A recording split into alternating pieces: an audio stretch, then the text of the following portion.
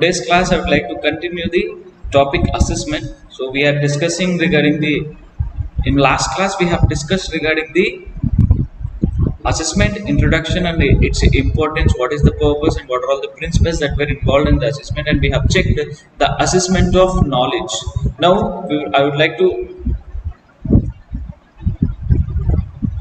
and in this class I would like to continue with the assessment of skills and assessment of attitude. Coming to the assessment of skills, we have firstly observational checklist. Coming to this observational checklist, so it is a very simple instrument.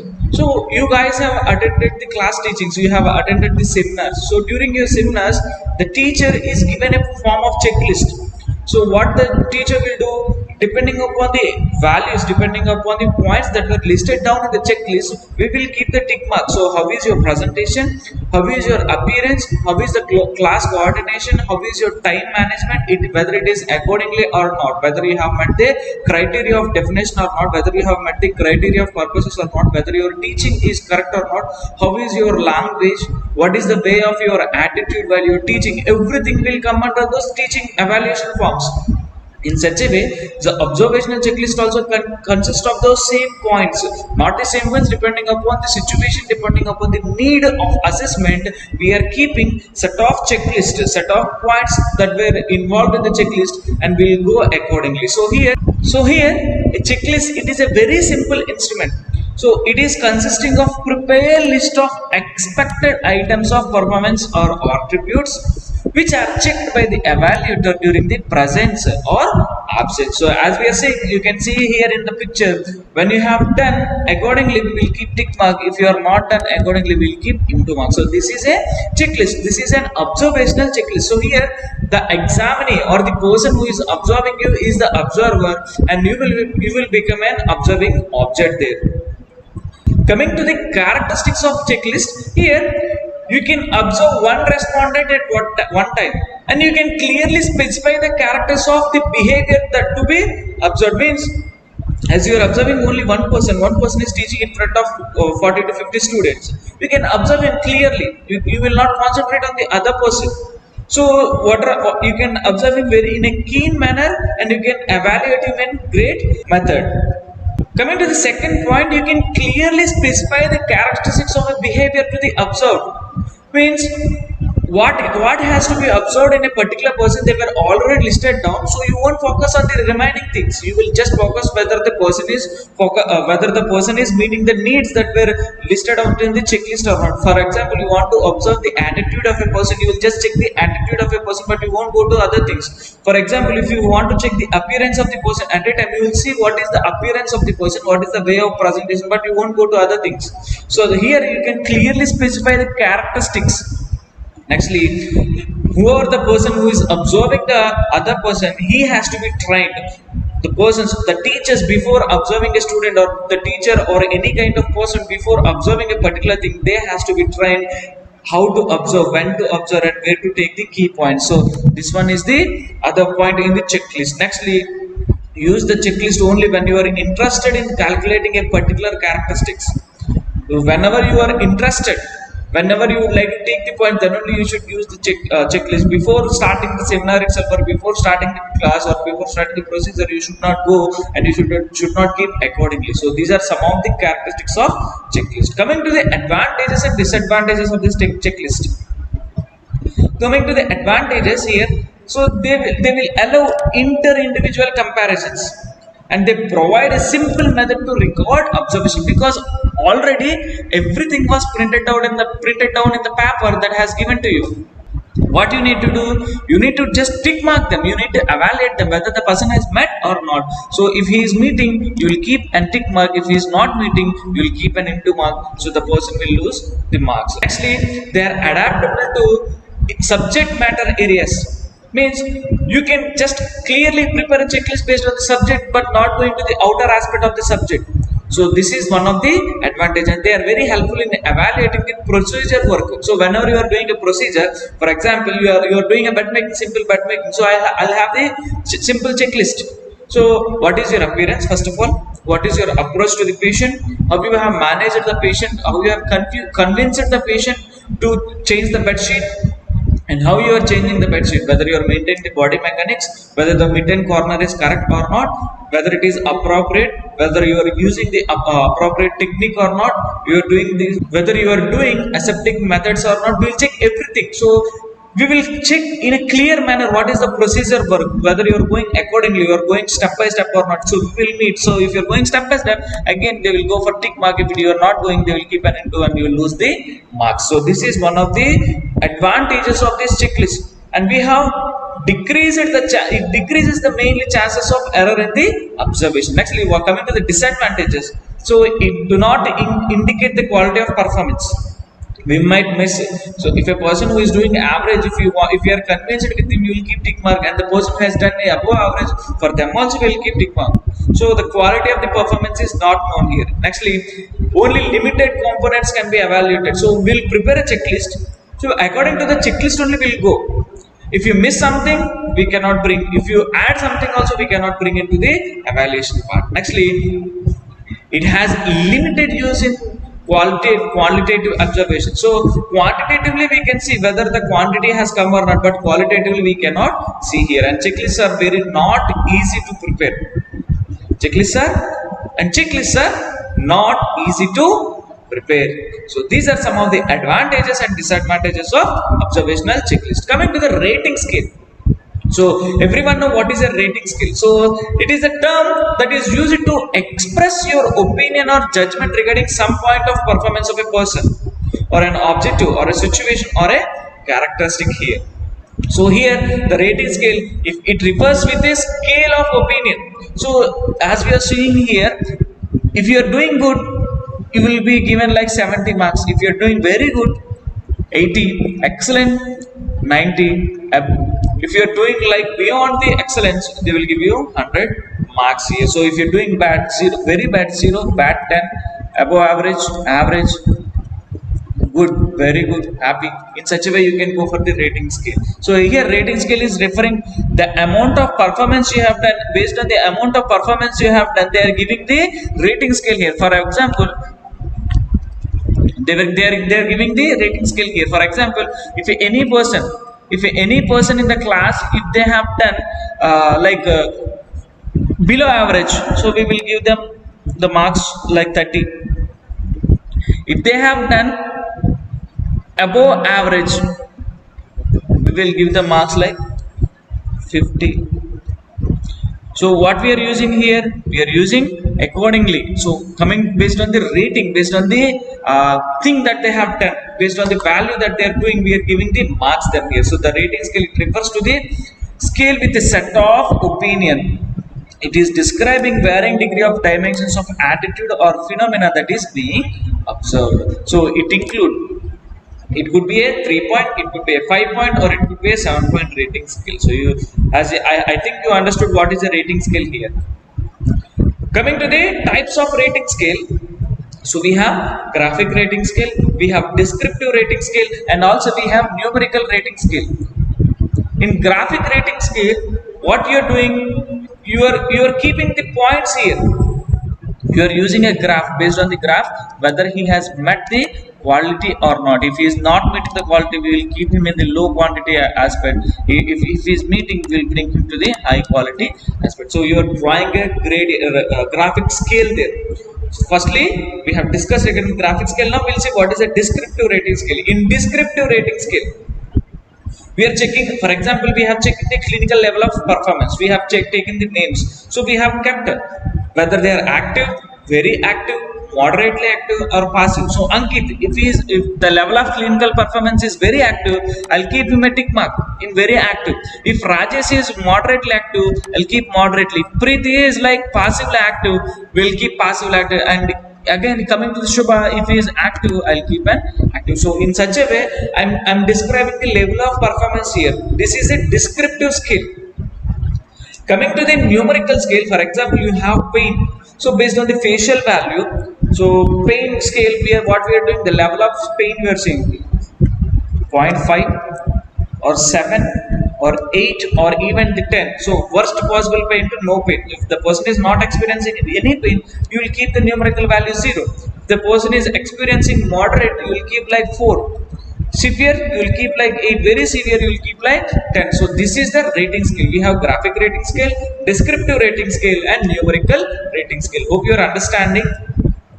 Coming to the common content of appraisal and rating scale. So what is the common content? We are checking the quantity of the work. We are checking based on the reliability and accuracy, volume of work, initiative and cooperative. Coming to the quality of work, again here you are judging, and you are judging the abilities and dependability. So we are checking the neatness and willingness. Example, and another example for this rating scale, for this appraisal rating scale. So for example, if you are going to work, just forget this hurt and little bit hurt. Just if you're going to work, they will ask you in the whenever you are going to work, your attendance will be there in a Darwin box. So in Darwin box, they will display your skill with the emojis. How is your day? Very great, great, happy, little bit happy, sad, very sad. So based on this, you will keep I'm great, I'm very happy, or the day was very great. In such a way, you will keep the rating scale. You will show it on the emojis. So you can see it in the image. The person is smiling very well. A little bit he is smiling. He is not smiling. Just he is trying to show, and he is showing his facial expression. Here he is showing his expression in a very deep manner, and here he is just crying. So this is the rating scale here. So quality appraisal rating scale. Very happy, little bit happy, even little happy, very sad, sad, and deeply disturbed. So like this you can go here. Coming to the advantages and disadvantages of this rating scale. So here rating scale are easy to administer. They are very less time consuming. Just you keep whenever you are keeping an Amazon order or your Zomato order or something from any from the online shopping, rating scale they will give 2 star, 1 star, 2 star, 3 star, 4 star, and 5 star. Even when you attend a customer call, they will give you. So if you are satisfied, give 5 star. If you are not satisfied, give 0 stars. So like that they will say. So based on that you have to rate this. So immediately you are evaluating the person whether he is good or not good. So you mostly will keep 3 or 4, and not you will not give 5, and sometimes you might give 1 star also. So like that you can go for this rating scale. So it is very less time consuming. Just you will simply click and you will come out, and it can be easily used for a large group, as we all know. And they are also used for quantitative methods, and they are also used to evaluate performance skills and product outcomes. So these are all some of the advantages of rating scale. Coming to the disadvantages of rating scale here. In disadvantages, so it is difficult or dangerous to fix up rating about many aspects of an individual. You cannot fix rating based on a simple aspect. So you cannot keep. So this is one of the disadvantage, and there are more chances of misuse. So it can result in a decreased in an objectivity. So that's what the rating scale, it is not so good at all times, because simply you will give rating in what aspect you have decreased the points, or in what aspect you have increased the points. You can if you are impressed in one point, you will give the rating. At the same time, if you are not impressed in one point, you will decrease the rating. So it may give misuse of the result. So these are some of the disadvantages with the rating scale. Nextly, coming to the practical examination. So here the practical examination, it is mainly concerned with the assessment of practical performance or skills and his practice competency that is acquired during the course of student period. So you are going to the clinicals, and you are doing some of the practical things in the lab, and you have to perform them in the examination point whenever the examiner want to see how you are doing the injection, simple injection. So what they will do during the practical examination, they will perform, here the students are performing their clinical skills, and the examiner is observing their clinical performances. So what is the performance of this practical examination? To assess the practical skills, to assess the development in affect domain, to assess the student problem solving skills, to assess the recording and reporting skills, and to assess multiple performance tasks such as assessment, planning, implementation, and communication. So how he is assessing the patient, how he is planning the care, how he is implementing, and how he is doing the communication with the patient. So these are all some of the important things in the practical examination. Coming to the advantages and disadvantages. So what it is doing, what is the advantage? It is providing an opportunity to assess the student skills and competency, and it is providing an opportunity for the examiner to use the compartmentalized knowledge how he is using. So simply they can give you 2 to 3 procedures and they'll ask you to do, you have to perform flawlessly.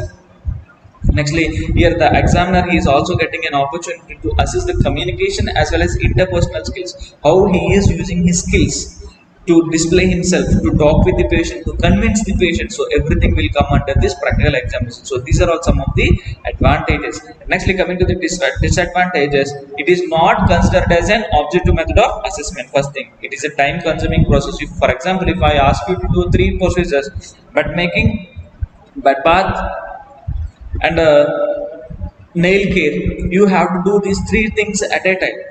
So for bed making it might take 10 to 20 minutes if you are not skilled enough, and some students even they can perform within 5 minutes. And for bed bath it might take, you need to arrange the things, so it might take some time. And for nail care you can do it in like 10 to 5 minutes, so based on the skill that you are processing. So what it will take, it will be taking like 1 hour to 2 hour time to assess the student. If one single student is taking 1 to 2 hours of time, then what about remaining students? So this is one of the disadvantages. Nextly, it is not feasible for a large group. You cannot, as I'm saying, you cannot go and do this practical examination for large group. Whenever you are going for practical examination, if the practical examination started in the morning, roll number 1 is coming in the morning, roll number 50 will come at the evening time. So this is what the practical examination is very time consuming. Nextly, sometimes it is considered as unethical to expose patients for examining the student. So you cannot keep someone privacy in your examination. So that's what it is, one of the disadvantage in the practical examination. And now we'll see objective structured clinical examination. So in this objective structured clinical examination, it is a modern type of examination mainly used to assess this clinical skill, performance and competence. So what you are observing in this objective structured clinical examination, you are seeing the communication, you are seeing the clinical examination, you are seeing the medical and nursing procedure prescription, you are seeing the exercise prescription, you are seeing the joint mobilization techniques and interpretation of results. So these are some of the objective structured clinical examination. Objective structured clinical examination definition is, it is an assessment tool which is used in the components of clinical components such as history taking, physical examination, simple procedure, interpretation of lab results. So how you will, what they are doing, they are displaying. They have done some clinical examination with the lab. Based on the lab results, you have to interpret. You have to bring the patient management problems. You have to do communication. You have to show your attitude over there. And all these things are tested using a grade checklist and rotating the student around a number of stages.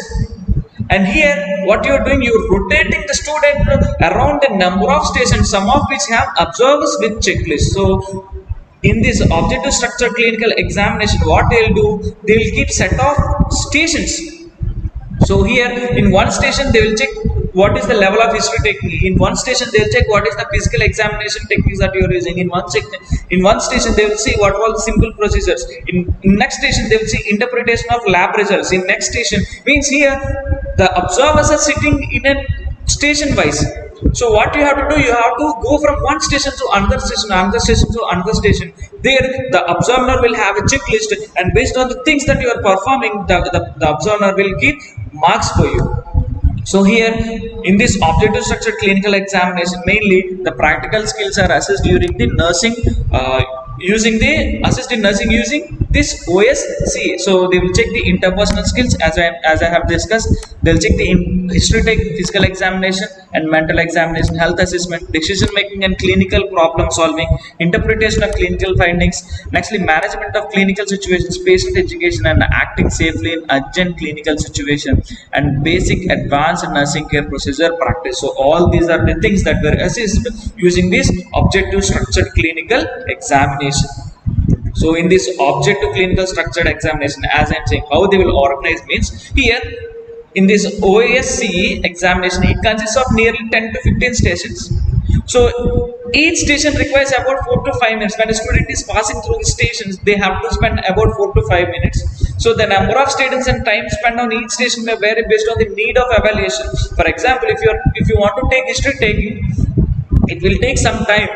If you want to perform procedure, it will take more time compared to the history taking.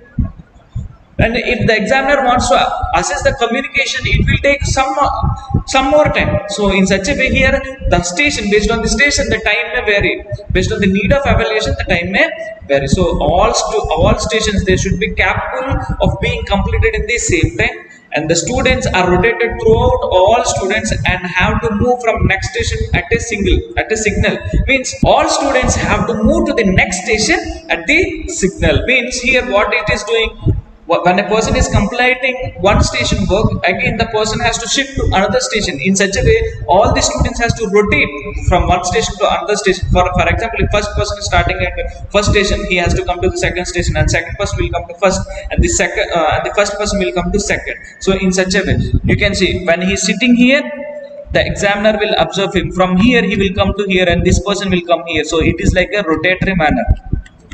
So this person will shift from here to here, and here from this station, this person will come to this station. In such a way, the students are kept rotating. As the stations are generally independent, students can start at any procedure station and they can complete the cycle. As every station is independent, so as I have said, firstly the first person will come to second. In such a way, here the second person or the last person can start at the last station, and the first person can start at the first station, and middle person can start at the middle station, because everything is independent.